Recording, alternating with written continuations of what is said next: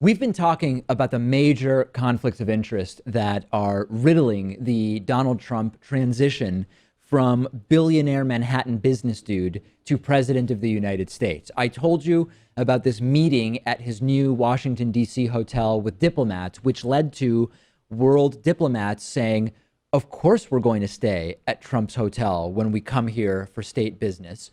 Why would we stay at his competition and risk upsetting the president? We will stay at his business in order to ingratiate ourselves with him. I told you about this phone call with the Argentinian president, where reportedly Trump mentioned wanting help moving forward a 35-story office building project that's been stalled for years. Although that was denied, within a few days, announcements were made that the project was finally starting to move forward. I told you about Trump's meeting with Indian business partners, sort of sandwiched in and among meetings with foreign diplomats and presumably presidential related meetings. And lastly, I told you about this idea of Trump putting his assets in a blind trust. And as I mentioned before, giving businesses you're aware of to your own kids is neither blind nor a trust. The big announcement yesterday from Donald was that he will be leaving his great business in total in order to fully focus on running the country. In yet another one of these cryptic messages posted to Twitter, Donald Trump said, quote, "I will be holding a major news conference in New York City with my children on December 15th to discuss the fact that I will be leaving my great business in total in order to fully focus on running the country in order to make America great again." Leaving the business on paper does nothing to change whether it's okay for Trump to talk about his businesses with foreign leaders or about real estate projects that are his kids' businesses with diplomats. The issue is not the on paper ownership or whether Trump has a formal role or title. It's the commingling of business and governance interests and priorities when he's president of the U.S. He made this promise during the campaign to, quote, hand over control of the business to his kids.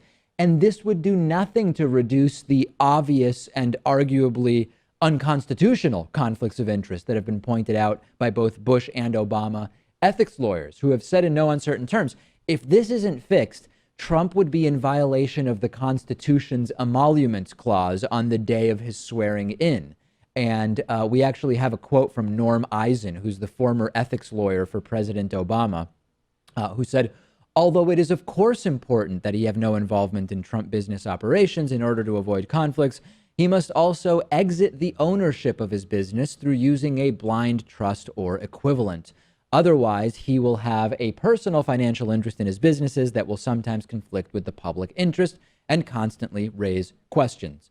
Trump needs to divest. That is how there would not be a conflict remaining, since we know that having a business is by definition an interest that could come into conflict with the interest of the country. Only by divesting would he resolve that possible conflict. And by the way, a lot of this would be way clearer to us if Trump would release the tax returns, which he hasn't done.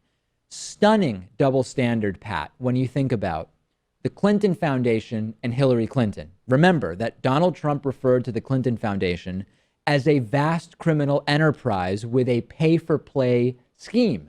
There actually are nonprofit laws in place which prevent the Clintons from personally benefiting financially from the foundation. Here we have a situation where the Trump Foundation was used as a political slush fund. Donald Trump owns businesses. It doesn't matter whether he's operating them or not. These are conflicts of interest. And just think how crazy it is that the only news conference Trump has scheduled since July is to talk about something that should have been a given a long time ago.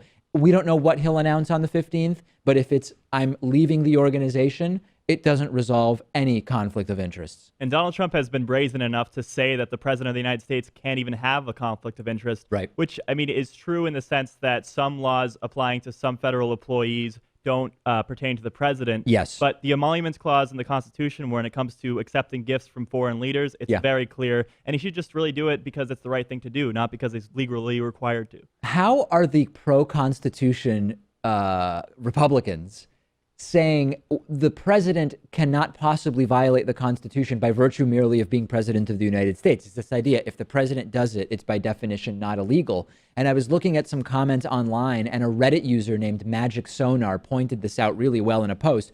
Every president in the last 60 years has released tax returns and either divested of assets that could cause conflicts or actually placed them in a blind trust.